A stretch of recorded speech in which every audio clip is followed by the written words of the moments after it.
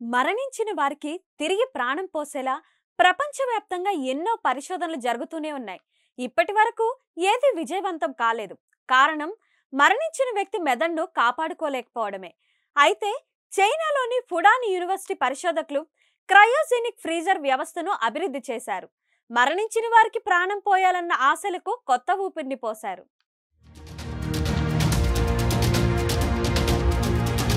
అత్యంత తక్కువ ఉష్ణోగ్రతల వద్ద మెదడు కణజాలాన్ని గడ్డకట్టేలా చేసి తిరిగి సాధారణ స్థితికి తీసుకువచ్చేలా క్రయోజెనిక్ ఫ్రీజర్ను చైనా శాస్త్రవేత్తలు అభివృద్ధి చేశారు.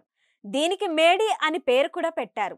మెదడును మేడీ ఫ్రీజర్ నుంచి తీసిన తరువాత మెదడులోని నాడీ వ్యవస్థ పాడవకుండా ఉండడమే కాకుండా గతంలో పనిచేసినట్టుగా అన్ని విధులను నిర్వహిస్తున్నట్లు పరిశోధకులు తెలిపారు.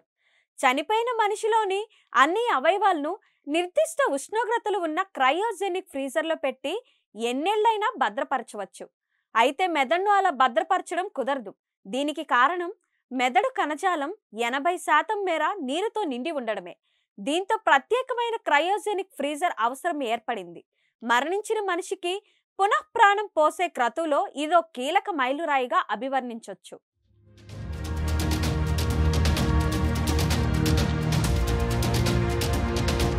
మరిన్ని వీడియోస్ కోసం ఛానల్ ని సబ్స్క్రైబ్ చేయండి. లేటెస్ట్ అప్డేట్స్ కోసం వాట్సాప్ ఛానల్ ని ఫాలో చేయండి. అండ్ లింక్ డిస్క్రిప్షన్ లో ఉంది.